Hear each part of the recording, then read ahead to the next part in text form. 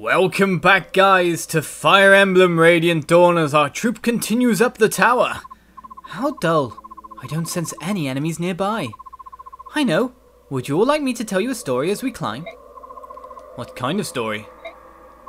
One from long ago. Long before the grandparents of anyone here were born. In the very beginning of this world, there was only water, until one day, a girl appeared. The girl was very clever, and she forged the first land. Then she made trees and flowers, and then she created beings. The girl was you, right, Yune? Or are you talking about Ashera? Both, really. And neither, actually. At first, the girl was excited by her new world, and she thought of little else. Then she started feeling lonely. Everyone, every being she'd created, was different from her. Not a single person that could truly understand her. All alone, she grew sadder and sadder, crying for thousands of years. Then some creatures began to grow and change, becoming more clever and sophisticated. They tried to comfort the girl and eventually grew close to her. That was the birth of the Zunanma. Zunanma? They were your ancestors. Beork, Laguz, everyone. In Benyon, we are taught that the Zunanma were human. Beork ancestors. It makes me wonder what else in my country has been warped beyond recognition. It's possible that the truth was simply misunderstood, like the way everyone calls me a dark god. But let me continue. Zunanma worshipped the girl as their own goddess. They said her hair was as striking a colour as dawn's first light, so they gave her a name. The Goddess of Dawn. She was a much loved goddess. Goddess of Dawn. Zunanma continued to evolve and change, giving rise to a variety of races and tribes across the land. Naturally, each of the races thought their own was superior to the others, and conflict arose between them. The goddess tried to make peace among her people, but nothing could stop the war in Zunanma. Trying to separate the factions, the goddess gave them different names, Laguz and Beork.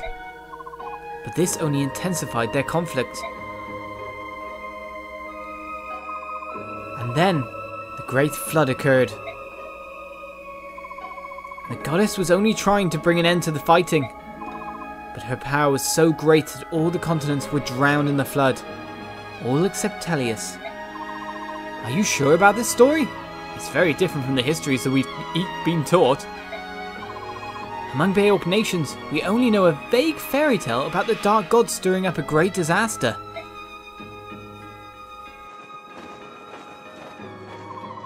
Neither the Laguz nor the Beork have an accurate depiction by the sound of it. I wonder where the story got twisted. There is another standing in our way. I have a feeling he might be able to tell us.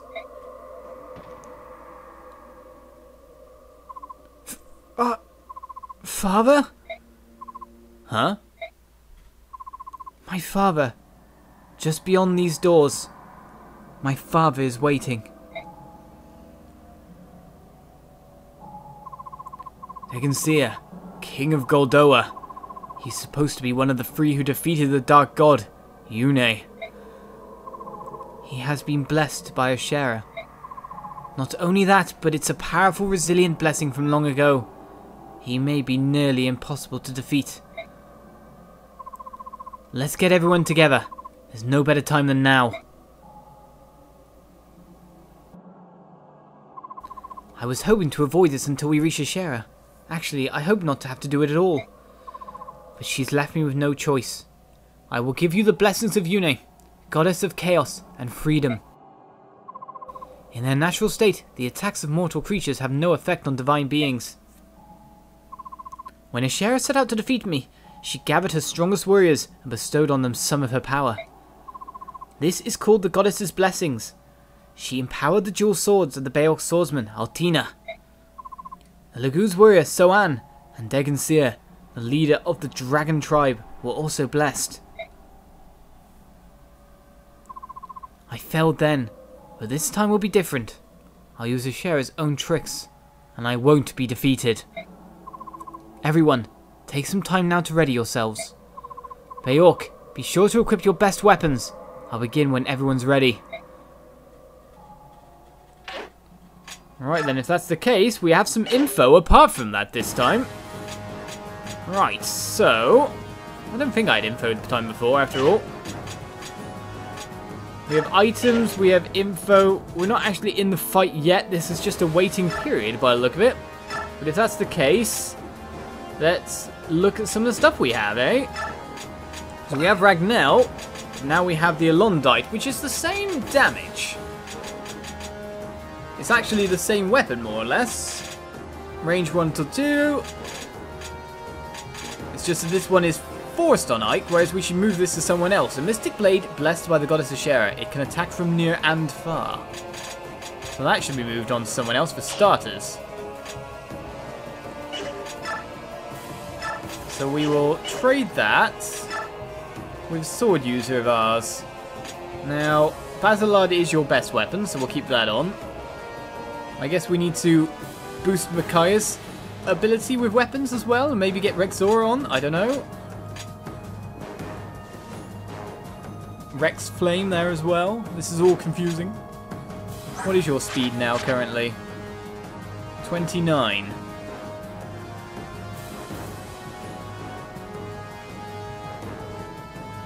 I do wonder how near to your speed cap you are. Soren is at 29.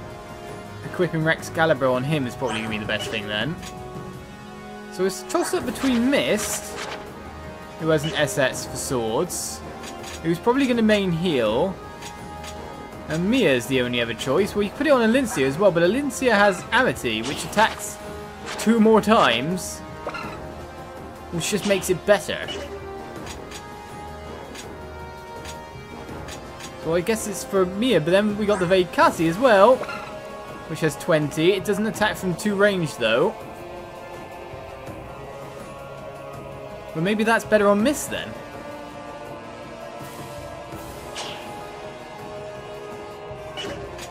So the sword I'm trying to trade is, of course, 20 as well. That's 18, in fact. So maybe keeping the Veikati on Mia is the best option. And a Londite, brother-sister swords it will have to be. So we'll move this over to Yumanam. You had the Mistblade already equipped, but now you've got the Elondite instead. So let's go items equip. Worm Slayer is actually going to be really useful for this, thinking about it, if Degan Seer is in front of us. In fact, Dragon Foe might be a good ability to equip. So we've got... yeah, no trade anymore. We need to equip the Elondite. That's better than Floretta after all. It's just the weight that you've got to watch out for. The speed penalty is being subscribed, but strength and all that. I don't know. Let's just equip it to her. It gives her ranged attack after all. So that's best for you. Right, first of all then, we need to convoy give over maybe the elites. And take an arm scroll or 2. And just pop that up a level.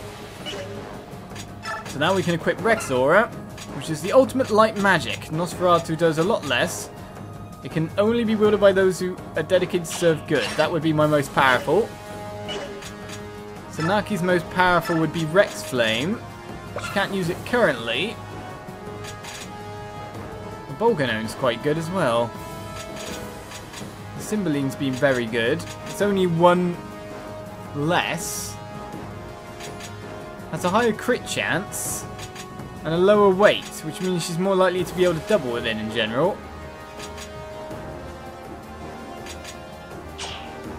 To be honest, I'd say Cymbaline. Because doesn't it also have the effect of giving a plus? Wasn't that my imagination? It gives pluses, so why wouldn't we use it? Right then, roll for, well, the double bow, yes. The Elondite there. Your breath weapon is your best thing. Your breath weapon is your best thing. Excalibur. Amity. Okay, Boyd. Of course, Irvin would be it. Unless we give that to, like, Jill or crew. But to be honest, Jill and crew have enough power with them anyway. And Irvin does boost your res a little bit more. Which I think is a lot more valuable. Right, so the Oscar Lance for you then it'll have to be. Of which we also need to trade here the Wishblade. Over to Neff. So the Oscar Lance there we made up. We've got Irvan, we've got the Amity, we've got Hard Times, okay. The Jilnarok. Bad names. Equipping the Wishblade there. The Vekati for you.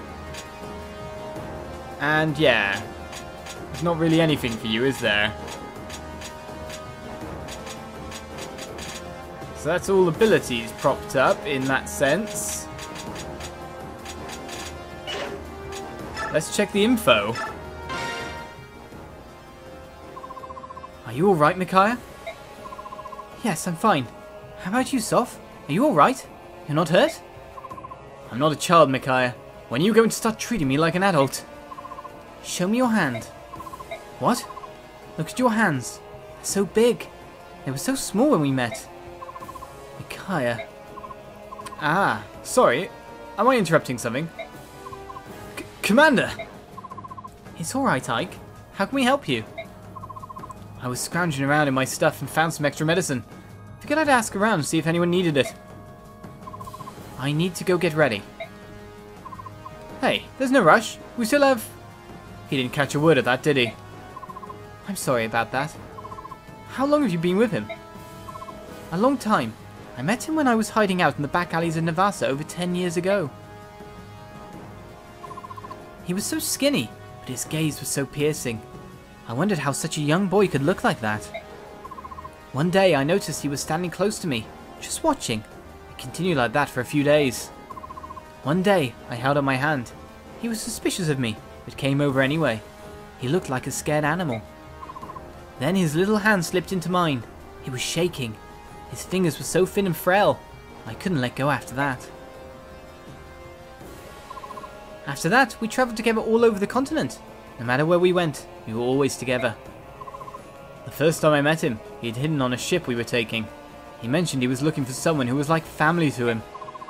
It was you he was searching for, wasn't it? I tried to leave him behind. When we went to Crimea, I split off from him and took a ship to Benion. But when I reached Benion, war had broken out between Crimea and Dain. I knew I had to return to Dain to look for him. I couldn't find him. So I went to Crimea, but I still couldn't find him. We found each other again after the war, in Dain, in the back alleys of Navasa, where we first met. You took routes opposite to each other. When I told him why I disappeared, he got so angry. I'd never seen him get so emotional before. I can't say that I blame him. I'd be pretty furious if I heard someone that I loved was wandering around 2 countries at war. Besides, I'm sure he'd hidden his feelings about being abandoned until he saw you again. I thought I was reaching the limit of how long I could stay with him. He grew each and every day, but I remained the same. I didn't want him to be harmed by the curse I live with. Can you imagine how hard that would have been on him? You mean the blood of the Lagoos? So you knew. Did you find out from the boy who's always beside you? Soren, yeah. I guess you both know how to recognize people with a similar nature. Yes, he and I are both branded. Don't use that word. You and Soren are both people, just like me and everyone else. People. You're just like Yune. You call both Lagoos and Beorps people. Why should I care about the colour of your hair, eyes and skin, or your ears, wings or tail? No matter how long you live, or what powers you possess, we're the same. At the end of the day, we're all people. Soph talks that way too. His time with you changed him. Thank you, Ike. I've made up my mind. About what? I didn't realise we were doing anything but talking. I thought I might travel to a far-off place after all this was over, but I won't. I'll go back to Dain, No matter what happens, I'll have Soft by my side. I have nothing to fear as long as he's with me. It seems the feelings between you two run both ways. That's probably the wisest choice for Dane. And Soft too, anyway. Oh, may I have some medicine? Oh, yeah, I almost forgot. Survive, Micaiah. We need you, and the goddess you host, to save the people of Tellius. Yes, I know. So we got ourselves an extra elixir there. Sanaki is up next. Zelgius is the Black Knight? I don't know what to say. It's unbelievable. What was he like in Benyon? He was the right-hand man of my most trusted aide, Duke Sephiron of Persis. He was a hero, a perfect general, and the best swordsman in all of Tellius. Well, that's been misproved. He was never anything but loyal. He was serving another country. It makes me wonder how Sephiron is doing. I doubt he's been turned to stone. Even though he was captured by Lacane and forcibly removed from his post, he'll have found a way to persevere. Sigrun always said there's no other master of the arcane arts who can compare with the Duke of Persis. Makes you wonder, doesn't it? Ike, don't tell me you suspect Sephiron. Well, look at the facts. Do not trouble your mind with that thought. He would never betray me. It's nice to think so, but if he's not petrified, he'd have received a message from Yune. So where is he? The goddess isn't perfect. She said so herself. Maybe the message didn't reach everyone. You have to admit that's a weak excuse. Let's leave it at that for now. We need to focus on moving forward. Please, let's... Oh, I almost forgot. I have something for you. What is it? Well, you're my trusted aide, just like Sephiron. You have to live, so protect yourself with this.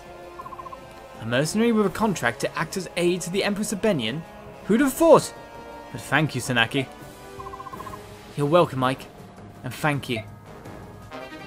Right, we received a Pelfees, a new skill to add to our total. Rayson is now our next conversation topic. Ike, take a look at this. Hey now, why'd you stumble across it? Lying around inside the tower. Seemed like the sort of thing I should bring to your attention. That's very nice of you, but you didn't have to. Do whatever you want with it. Really? Do you think I'd be able to use it? Well, don't get hasty. I don't think it's right for you. I know, I'm just kidding, Ike. Thanks. It's a very rare item. I'll cherish it. Please do. Right, a guard is now being achieved as well. So we got guard and Pavis. Well, we can send either to convoy, but we can't technically actually use either at the moment. Which is weird that we've got it in that sense. Give the Pavis to the convoy as well, but that is everyone's top weapon equipped. Now, it does mean that some have just made weapons instead of anything, but, you know, it'll do. Right, what's on options here? Okay, nothing else, so we just basically got items, info, options, save, and fight. What fight will we be getting into? Well, let's leave it as a making up things cliffhangery episode of dealing with things and having conversations at a makeshift base. A little bit of a wait for next episode as we step inside to face Dagon Seer. See you then. Bye-bye.